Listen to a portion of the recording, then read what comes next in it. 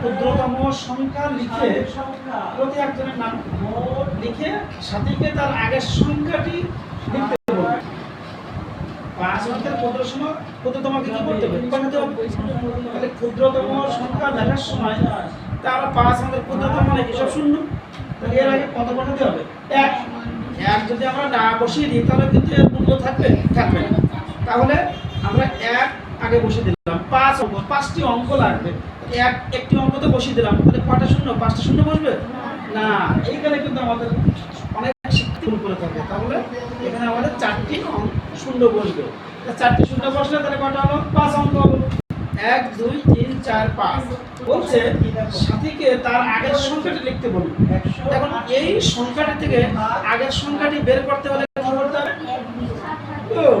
1 বিয়োগ করতে হবে। তাহলে পরীক্ষায় আমরা প্রথম প্রান্তিক মূল্যায়ন একটু অপেক্ষা করতে হবে।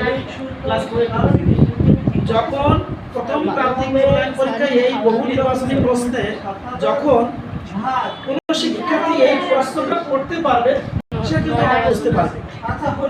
যে শিক্ষার্থী প্রশ্নই করছে না বলবে স্যার ম্যাম এটা কি করব, তখন কিন্তু স্যার ম্যাম কিন্তু নিজেকে একটা অন্যভাবে দেখছে, রাগ করছে।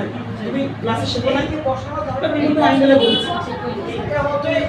আবার অনেক টিচার আছে নমনীয়তার সাথে বলছে তুমি বাবা পড়ে দেখো, ঠিক পড়ার পরে সেই ছাত্র বুঝতে পারছে।